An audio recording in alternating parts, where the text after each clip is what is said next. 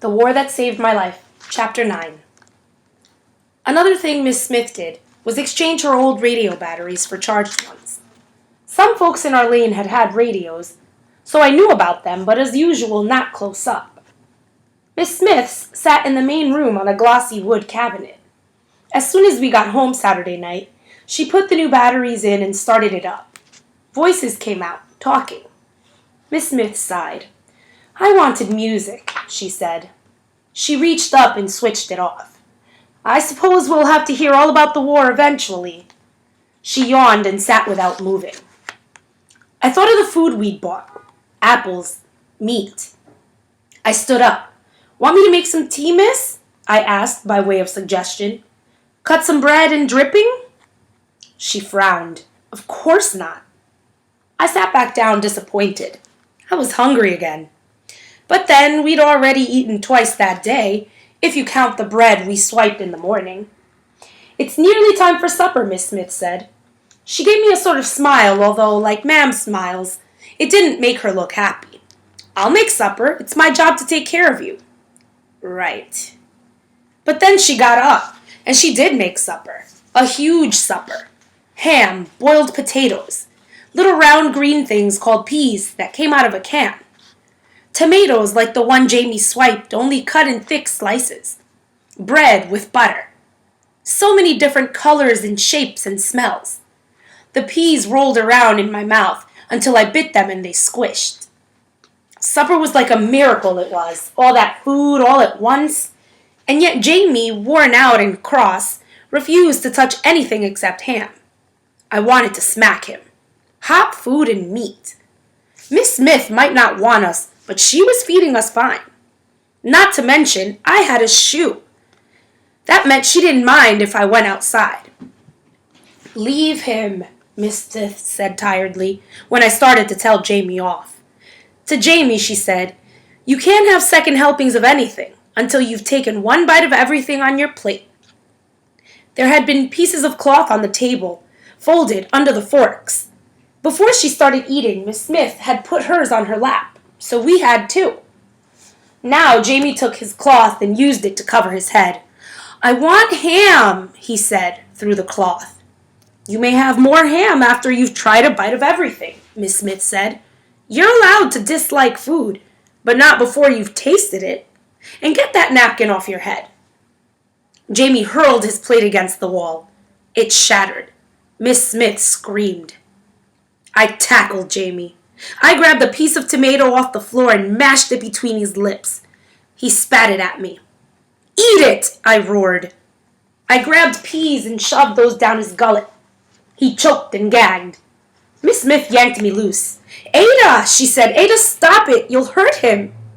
Hurt him? When it was him disobeying. "Bedtime, Jamie." Miss Smith grabbed his flailing arm. "Bath, then bed." She pulled him off the floor and carried him kicking and screaming up the stairs. I'll kill him, I thought. I'll murder him for acting this way. I found my crutches and got to my feet. I picked up the broken pieces of plate and the food scattered across the floor. I wiped up the water I'd spilled when I knocked over my glass. I could hear Jamie screaming upstairs. Miss Smith was either bathing him or slaughtering him. Either was fine by me. When I finished cleaning the kitchen, I climbed the stairs, dead easy with the crutches. The screaming had stopped. "I put clean water in the bath for you," Miss Smith said. "Did you finish your supper?" I nodded. I was still hungry, but my stomach was turning circles and I couldn't eat.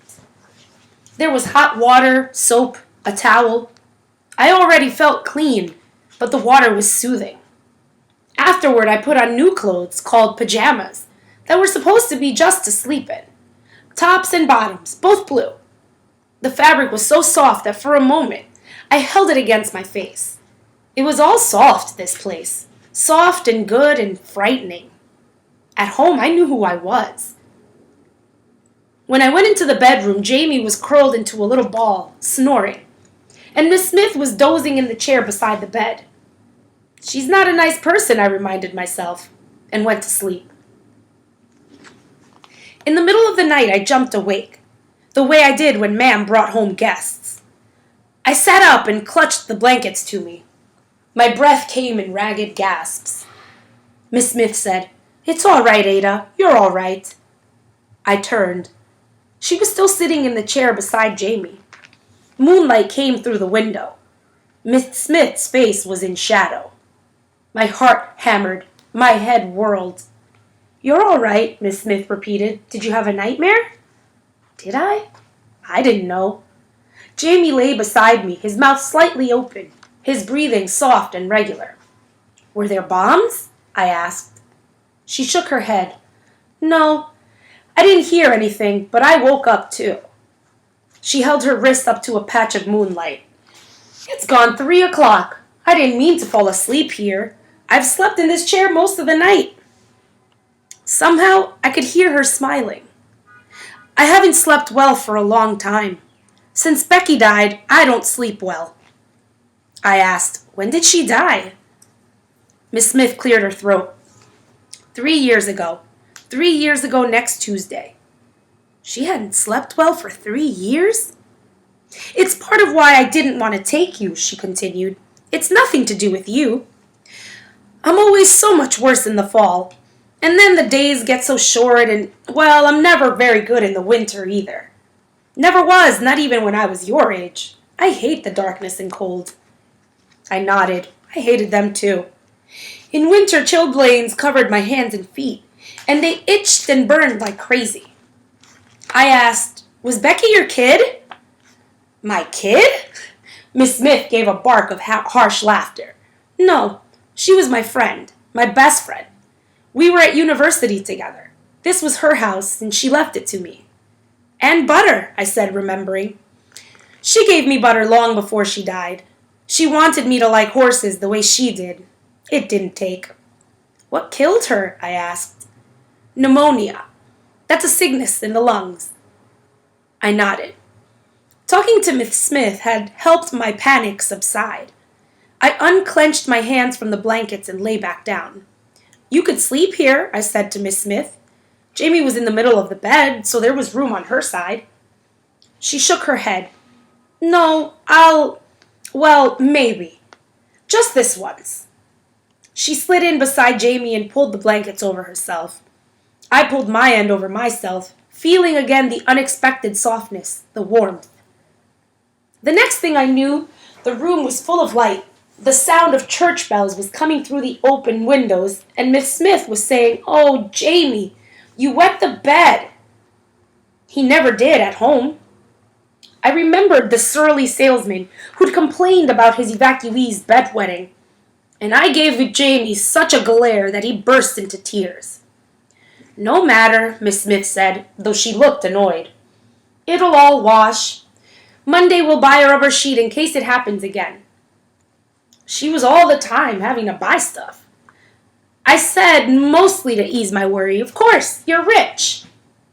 Of course she was, with the posh house and all the food, not to mention a bank to hand her money. "Far from it," she replied. "I've been living off the sale of Becky's hunters." She stood up, stretching. "What's with those blasted bells? Have we slept that long? I suppose I should be taking you to church. That's what a decent guardian would do." She shrugged. "Too late now." Downstairs she made tea. She told Jamie to put the radio on. A deep, sonorous voice came out of it, very solemn and slow. Something about it made Jamie and me sit to listen. Miss Smith came in from the kitchen and perched on the edge of the chair. The voice said, "As the Prime Minister announced just a short time ago, England and Germany are now at war." The church bells had gone silent. Jamie said, "Will they bomb us now?" And Miss Smith nodded and said, "Yes."